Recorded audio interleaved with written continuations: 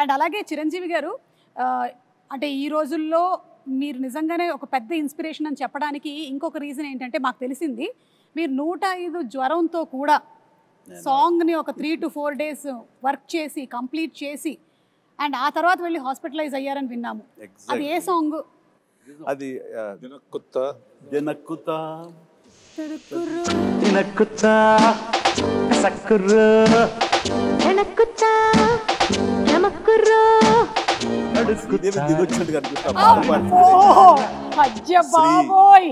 ఎలా ఉన్నావమ్మా, నేను మిస్ అవుతున్నావు. నిజంగా ఈ ఈవెంట్లో, ఈ రిలీజ్లో నువ్వు లేకపోవడం అనేది మా అందరిలోనూ విపరీతమైన లోటుగా అనిపిస్తుంది. ఈ క్షణం నిన్ను మనస్ఫూర్తిగా తలుచుకుంటూ నీకు నివాళులు అర్పిస్తూ ఈ ప్రోగ్రాము, ఈ రిలీజు వీళ్ళ పర్మిషన్ తీసుకుంటున్నాను. వాళ్ళ కాదనరు. ఆ మహాతలికి తనకి ఇది అంకితం, ఈ రిలీజ్.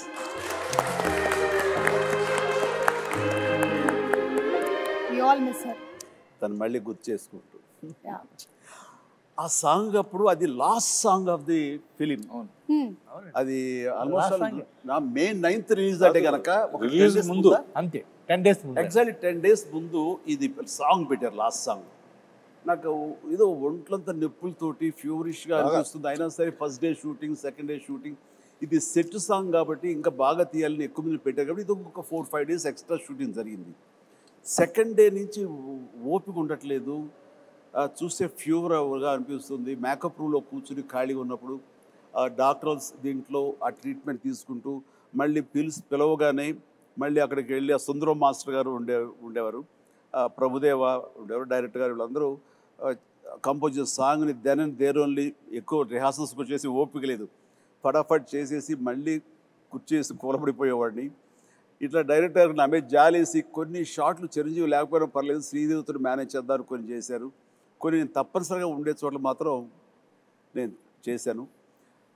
అండ్ ఎంత ఓపికగా చేశానంటే, నేను గుర్తుందో లేదు బాబాయ్, ఏదో ఒకటి మేనేజ్ చేద్దాం, ఒక 2 days రెస్ట్ తీసుకో, తర్వాత డే అండ్ నైట్ చేసేద్దాం అని కూడా అంటే 2 days ఏమో ఈ జ్వరం ఏం జ్వరమో ఎలా ఉంటుందో తెలియదు.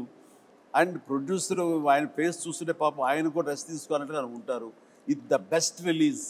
అందరూ హాలిడేస్, మే మంత్ చాలా మంచి రిలీజ్, ఇది పోగొట్టుకోకూడదు. ఇది అందరితో పాటు నాకు నష్టమే కాబట్టి ఆ నష్టాన్ని అధిగమించాలంటే కొంచెం కష్టపడాలి అనుకున్నాను. అండ్ చేసేసాను, అయిపోయింది. చేసిన తర్వాత కట్ చేస్తే లాస్ట్ షాట్ ఏం చేసాను తెలీదు, అయిపోయింది, వైండప్ చేశారు, గుంపుగా కొట్టారని తెలియదు. కానీ ఇక్కడ డామ్ అని పడిపోయాను. మళ్ళీ స్పృహలోకి వచ్చేసరికి నేను విజయ హాస్పిటల్, అంటే విజయవాహిని స్టూడియోకి రోడ్డు దాటితే విజయ హాస్పిటల్ అనేవాడు, ఇది కోడంబాకం దగ్గర. అండ్ అక్కడ వెళ్ళి జాయిన్ అయ్యారు. 2 days తర్వాత స్పృహలోకి వచ్చారు. ఆ జ్వరం ఏంటంటే మలేరియా. దారుణమైనటువంటి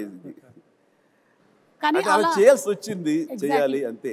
నేను వెళ్ళి రెస్ట్ తీసుకుంటాను, మీరు రిలీజ్ పోస్ట్పోన్ చేసుకోండి అంటే నా మీద ఉన్న ఇష్టంతో, అభిమానంతో, నిజమే జెన్యూన్ కారణం కాబట్టి ఎవ్వరూ కాదని పరిస్థితి కాదు. కానీ నో, ఆ ప్రొఫెషన్కి న్యాయం చేయాలి అంటే నేను ఖచ్చితంగా కష్టపడాలి.